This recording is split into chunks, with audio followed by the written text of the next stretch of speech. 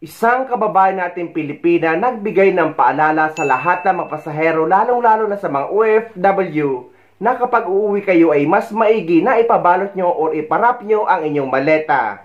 Dahil sa karanasan niya sa Cebu Pacific ay dismayado siya dahil ninakaw daw ang halos 8 kg na chocolate na laman ng kanyang maleta na pasalubong para daw sana sa masayang pamasko. Pila to ka kilo ya? 6.99. 6 point. Katunga ang nawala. Mo na lang niya ako ang chocolate. Pagkaning daghan na. Cebu Pacific. Grabe. 30 plus kilo ang kada bag. Ang kani. Asa kani. Upat ni. Kabugat na sa imuhang kabugat sa imuhang bagahe. Wala. Grabe. Kani. Asa man na. Wala oh. Yawa uy. Grabe yun. Dagan dyan kayo nawala. Sapang kayo. Dada ko ang juice be. Grabe. Wala po ni mo Sinabi sa ilalong ay. Ano lang? 6 point. Pila to ka kilo ya? 6.99. 6 point. Katunga ang nawala. Mo na lang niya ako ang chocolate. Pagkaning daghan na. Cebu Pacific. Grabe. 30 plus kilo ang kada bag.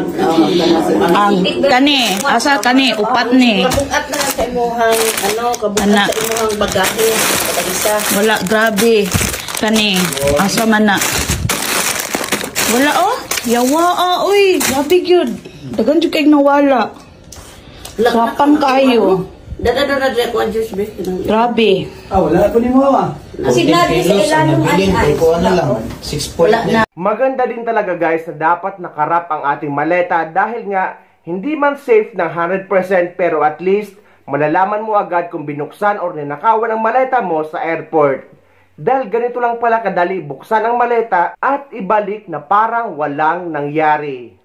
Eto ko OFW, papakita ko. Ito yung posibilidad kaya nawawala yung ibang gamit natin sa bagahe. Yan, ginagamitan lang po ng ballpen o di kaya ng matulis na bagay. Yan lang po. Ayan, ganyan lang po kadali makukuha ang gamit natin sa loob ng ating maleta.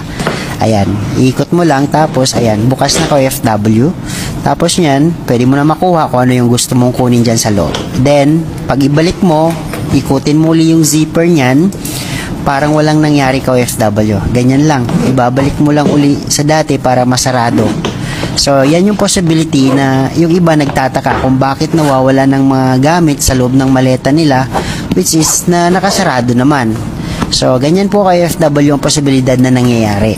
Kaya, mas safe po kapag tayo ay sasakay ng eroplano na nakabalot ng cling film, meron naman po sa airport na ipapabalot natin. Ganyan po, tingnan mo kay OFW, sarado na uli yung maleta. So, pero guys, paalala naman ito sa lahat ng mga OFW na mahilig magpabalot ng maleta. Dahil base sa karanasan ko sa Emirates Airlines, dahil nga pare-pareho ang wrap at madalas pare-pareho din ang maleta, na dapat lagyan nyo ng malaking tanda or sulat or ng malaking sticker na kahit malayo pa ay makikilala nyo na ang inyong maleta. Dahil sa karanasan ko, halos paulit-ulit na palang dumadaan sa harap ko yung maleta ko, pero buntik ko pang madampot ang hindi ko maleta dahil nga halos magkapareho talaga.